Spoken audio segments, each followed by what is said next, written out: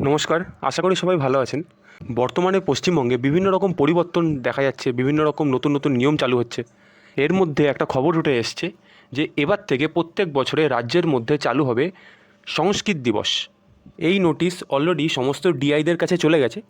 School শিক্ষা দফতর এই উদ্যোগটাকে গ্রহণ করেছে। সরকারি স্কুলের সাথে সাথে যত সরকারি সাহায্যপ্রাপ্ত স্কুল আছে সেখানেও এবার কিন্তু এই দিবস পালন করা ম্যান্ডেটরি। এই সংস্কৃত দিবসের লক্ষ্য একটাই, যে প্রাচীন যে এই ভাষা এবং এর যে ঐতিহ্য, এর যেন সচেতনতা বৃদ্ধি পায় প্রত্যেকটা পড়ুয়ারদের মধ্যে।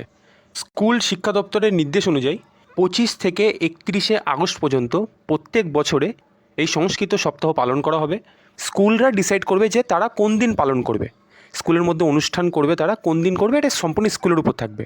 কিন্তু টাইম নির্ধারণ করে দেওয়া হয়েছে 25 থেকে 31শে আগস্টের মধ্যে।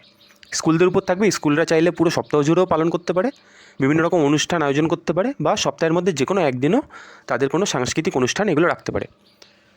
সরকারের এই উদ্যোগকে অবশ্যই ওয়েলকাম জানাই, কিন্তু এর সাথে সাথে আরেকটা জিনিস হলেও ভালো হতো যদি স্কুলের যে পরিকাঠামো, এডুকেশন যে সিস্টেমটা আছে সেটা পরিবর্তন করার খুব দরকার।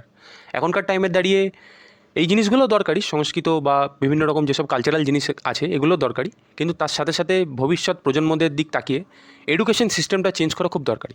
শুধুমাত্র বাংলা ইতিহাস পড়ে তারা কিন্তু ফিউচার যে জেনারেশন, এআই এর যে জেনারেশন, সেখানে কিন্তু তারা টেক্কা দিতে পারবে না।